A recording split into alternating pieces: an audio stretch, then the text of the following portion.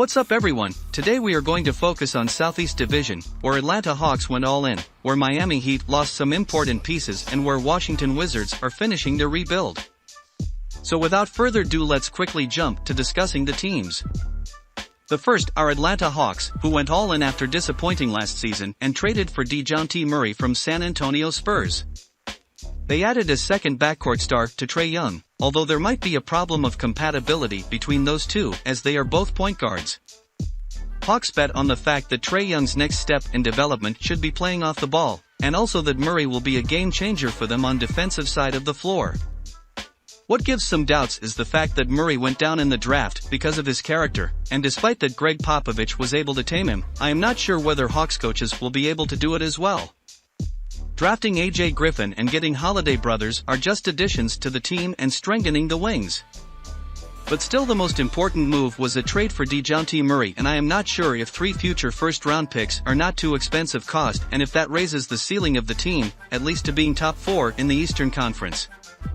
That's why for now I rate them as D for this offseason. Charlotte Hornets didn't make big changes with the players. They changed the coach back to Steve Clifford, and it will be very interesting how this coach, who likes to hold the team in his hands, will be able to deal with LaMelo Ball, who loves to play on his own terms. Besides that, they decided to give a chance to another point guard with most of his career behind him. Last year it was Isaiah Thomas, this time it's Dennis Smith Jr. They got 2 very interesting rookies, and Mark Williams should have some impact on the team very quickly, maybe even in his rookie year. But the most important part of the offseason happened without anyone from management being engaged. Their potential superstar, a restricted free agent Miles Bridges, was accused of domestic violence, and no one knows how this is going to finish. So far his qualifying offer expired, so he has no contract for next year. However, Hornets still hold rights to match any offer he gets.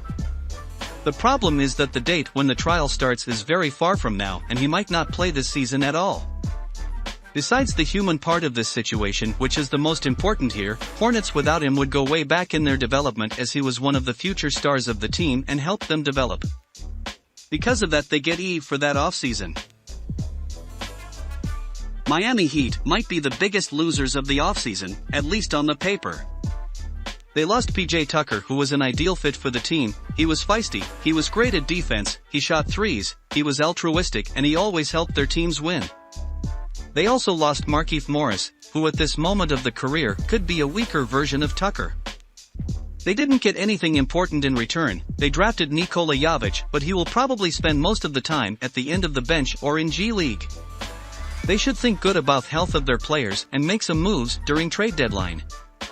From all the contenders, they are the only one who weakened the roster, that's why they only deserve E. Orlando Magic were able to keep last year's rotation and added a real first option in Paolo Banchero. If they are healthy, they might make one of the biggest leaps in the league, as they hold a team with many interesting players and have a really deep rotation, but they didn't have a star yet. Now they have in Banchero, so once Markelle Fultz and Jonathan Isaac are back, and they should be, the target for Magic should be play-in tournament. But as in the last year happened many times, the health might destroy everything for them. But for now I give them B, as the encouragement. The last team in Southeast Division are Washington Wizards, and I don't really understand their moves. They traded away half of their rotation, including all point guards, just to replace them with players who aren't much better. They are just solid backups.